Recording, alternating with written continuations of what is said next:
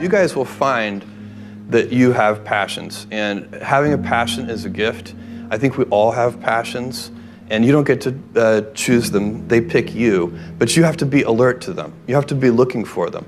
And when you find your passion, it's a fantastic gift for you because it gives you direction, it gives you purpose. You can have a job, or you can have a career, or you can have a calling. And the best thing is to have a calling. And if you find your passion, you'll have that, and all your work won't feel like work to you. Many kids and many grown-ups do figure out over time what their passions are. And sometimes we let I don't think it's that hard. I think what happens though sometimes is that we let our intellectual selves overrule those passions. And so that's what needs to be guarded against. My job, one of my jobs as the leader of Amazon, is to encourage people to be bold. And people love to focus on things that aren't yet working. And that's good, it's human nature. That kind of divine discontent can be very helpful. But you really, it's incredibly hard to get people to take bold bets. And you need to encourage that. And if you're gonna take bold bets, they're gonna be experiments. And if they're experiments, you don't know ahead of time whether they're gonna work. Experiments are by their very nature prone to failure, but big successes, a few big successes compensate for dozens and dozens of things that didn't work. So, bold bets, AWS, Kindle, Amazon Prime, our third-party seller business, all of those things are examples of bold bets that did work, and they pay for a lot of experiments.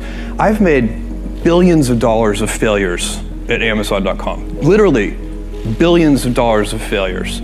And you might remember Pets.com or Cosmo, or give myself a root canal with no anesthesia very easily. None of those things are fun, but they don't matter. What really matters is companies that don't continue to experiment, companies that don't embrace failure.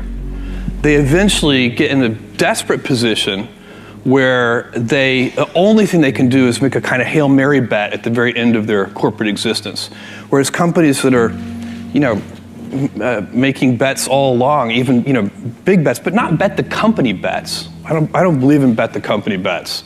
That's when you're desperate. That's the last thing you can do. It's not, you could be out of work and have terrible work-life balance. Even though you've got all the time in the world, you could just feel like, oh my God, I'm miserable, and you would be draining energy. And so you have to find that harmony. It's a much better word. And I think for most people, it's about meaning. People want to know that they're doing something interesting and useful. And for us, because of the challenges that we have chosen for ourselves, we get to work in the future, and it's super fun to work in the future for the right kind of person. You need to be nimble and robust. So you need to be able to take a punch, and you also need to be quick and innovative and doing new things at a high speed. That's the best defense against the future. And you have to always be leaning into the future. If you're leaning away from the future is going to win every time. Never, ever, ever lean away from the future. We all have adversity in our lives. I doubt if you really, if you know somebody, any friend or anybody that you talk to, there's no lack of adversity. And by the way, that's good, because it's what teaches us how to get back up. You fall down, you get back up. It always happens. And you get certain gifts in life, and you want to take advantage of those. But I guess my advice on adversity and success would be to be proud not of your gifts, but of your hard work and your choices. So you may be the kinds of gifts you get in life. You might be really good at math. It might be really easy for you. That's a kind of gift. But practicing that math and taking it to the next step, that could be very challenging and hard, and take a lot of sweat. That's a choice. You can't really be proud of your gifts because they were given to you. You can be grateful for them and thankful for them. But your choices, you choose to work hard. You choose to do hard things.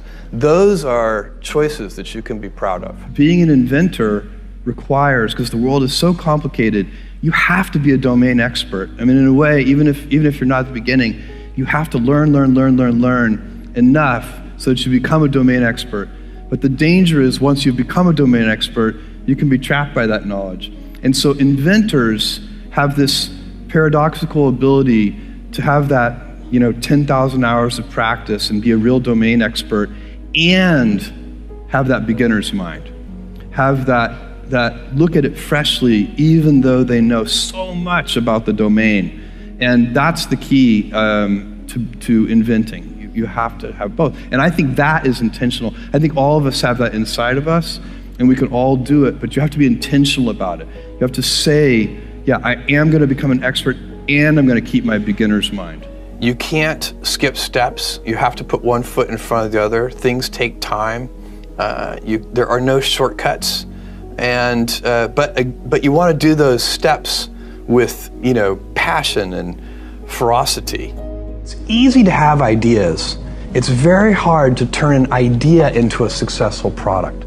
There are a lot of steps in between, and it takes persistence, relentlessness.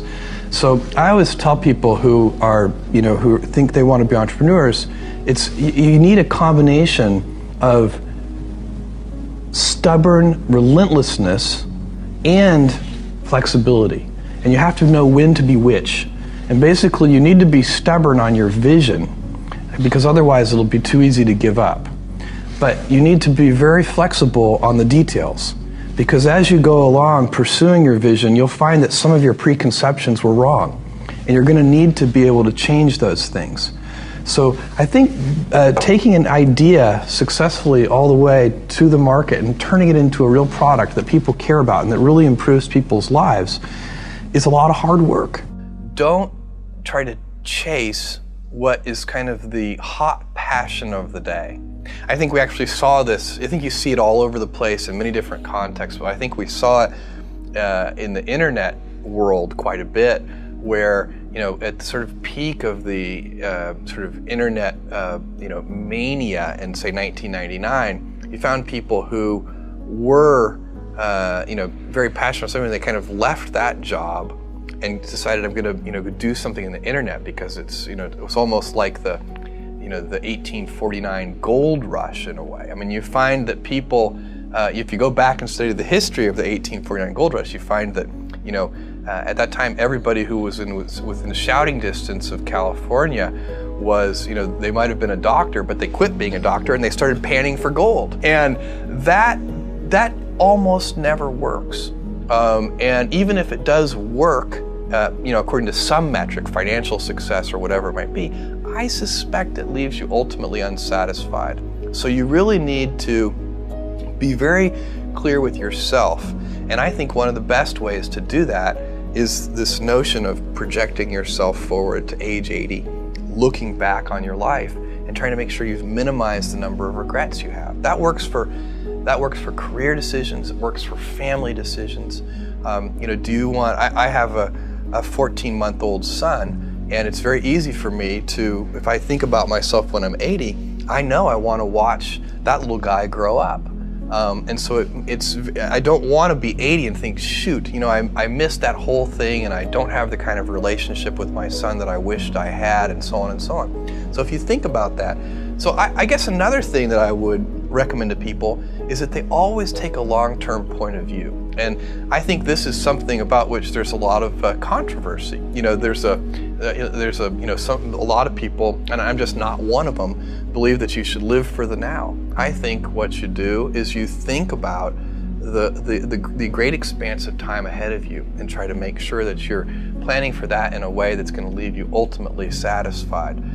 So this is just this is the way it works for me. And I mean, everybody needs to find that for themselves.